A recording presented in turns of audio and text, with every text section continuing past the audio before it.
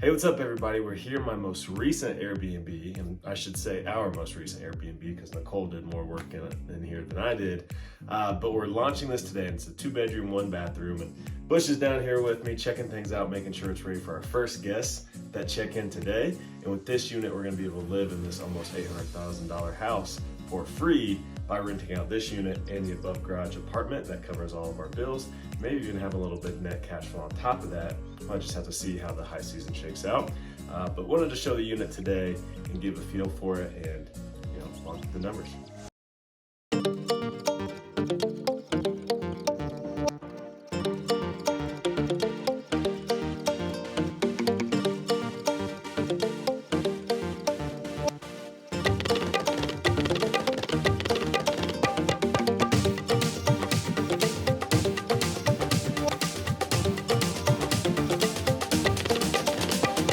My wife did an awesome job painting these unique designs on the walls in this bedroom and the other bedroom that's like the mountain landscape. And we decided to go with that because when we looked at our market and we're analyzing the other Airbnbs, our competition in the area, we wanted to be able to stand out because this is just a 2-bed, 1-bath with just the kitchenette that you guys saw. It's not a full kitchen. So it's not like a fully functional like 2-bedroom apartment. It's more of, a place to just come stay. It's got, the mini fridge and a microwave, but like a family's not gonna come to like a week-long stay here. We're gonna get more people bouncing in and out, couples traveling, maybe a small family on a quick trip, things like that. So we wanted to stand out how we could, and we wanted to paint these designs and kind of like bring in the arches and the landscape and the mountains and like the aspens in the living room and some of the plants that we have to kind of bring Utah's landscape inside the unit so at least feels unique and creates an experience with them when they come stay. A lot of the places that are here in Ogden and Utah, might have a ski theme, kind of like our above garage apartment, but I think we did better there with our color pop. But they might have something like that, or it might be like a cabin feel, or it might be like modern boho, or shabby chic, something like that you see a lot of Airbnbs have. So we wanted to stick out and do something unique like this and bring it in. And the pictures came out really well when we got our first booking, so hopefully that continues and stands out to people who make the bookings. Another reason it might be less ideal is because the entryway to this unit is in one of these bedrooms right here. Like this used to be a big window. If you guys watched the original video on my channel, this used to be just a long window, but it was framed in to be a door. So all we had to do is tear out that window, tear out the framing on the bottom side, and then pop in this double French door so that they have, kind of like the door and the window all in one. They can shut this off to bring in natural light or not, but it's in the bedroom. So you walk right into a bedroom, not, necessarily the best feel ever, but allows functionality and allows us to get access to this unit. And then this door right here is what locks off the unit. And this did not used to be here. We put this in because up these stairs are like our guest bedroom, a guest bathroom, and laundry room right here. And then our living room past here. And then like you walk up the other stairs and then you got our big kitchen and like sitting in the living room up that way. So we'll kind of be above them when we're in the kitchen and living room. But when we're sitting like watching a movie or whatever, like we had to have this space blocked off so people can't walk in on us. We can't walk in on them. And we've got these little foam pads, and that's what all the stickers are on this door right here is their command strips. So we're gonna put up these foam noise cancellations on the inside on our side because we don't really even come down here anyway, so it's not gonna bother us.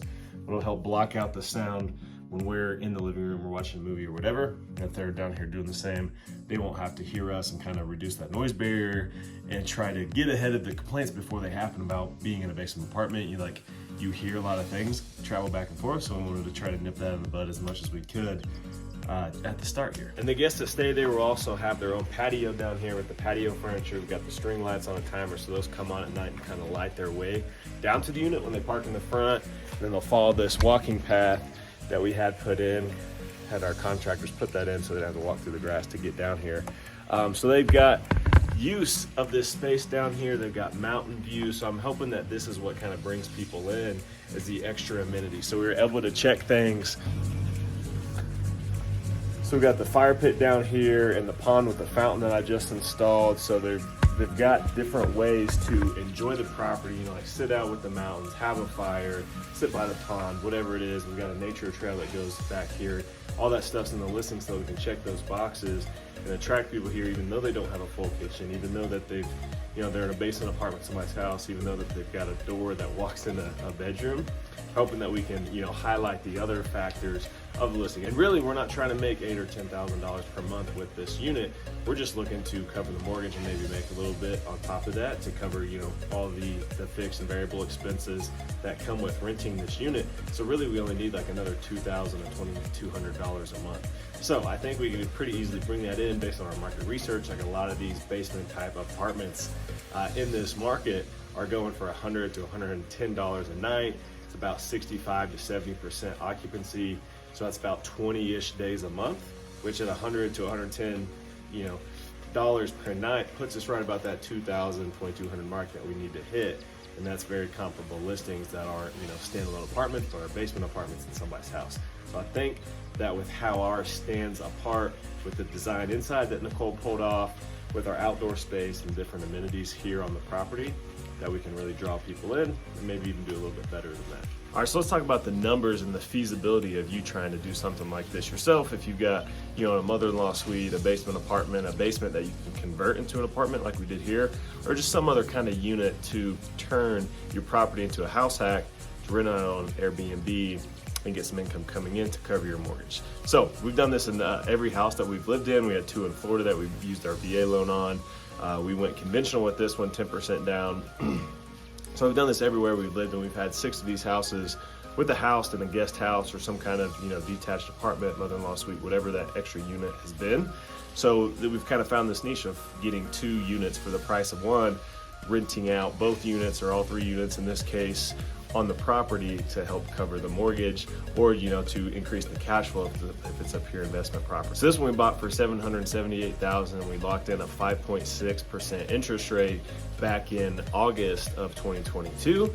So that made our mortgage payment $4,100 per month.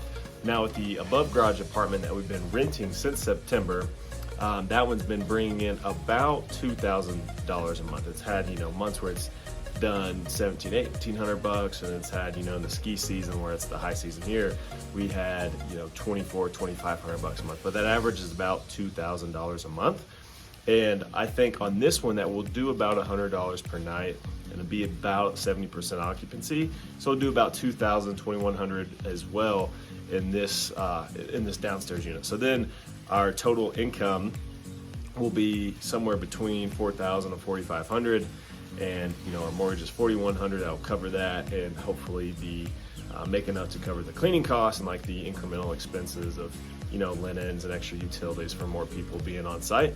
So that's the goal, is to get this to a, you know, virtually break-even property and not have that $4,100 mortgage payment, because that's still crazy to me coming from when we had our first mortgage payment in our first house. That was $200,000.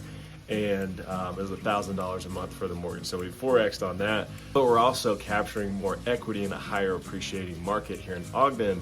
So if it appreciates, you know, 5, 8, 10%, and I've kind of like modeled out different scenarios there. I think 5 is like the low conservative side over the next 5 to 10 years. But you look over the last like 3 to 4 years, it's been closer to 10. So in a high appreciating market, finding a break-even deal like this, that $800,000 might turn into, you know, $1 million and have, you know, extra $200,000 of equity on top of the equity we have in the house already. So that's the play here, is to get to that break-even, maybe make a little bit of money and ride the appreciation wave in this market and hold on for the 5 to 10 year period at least. And we plan on living in the deal for at least 2 years, so that if we ever do sell it, that we can have no capital gains tax, because we're married and filed jointly. We have up to $500,000 to sell our primary residence before we have to pay the gains on that. So hopefully we sell, you know, about that time when it's about $1.25, $1.3 million of value that the home increases to, and then sell that tax free. And then when it's at that point, we'll roll it into a bigger deal and, you know, hopefully get even more cash flow out of it. So that's the plan with the house, how the unit looks. And let me know if you guys have any questions. Put them in the comments below. Be happy to answer those for you and kind of explain more about the deal, how the unit, and how everything works here. See you guys in the next one.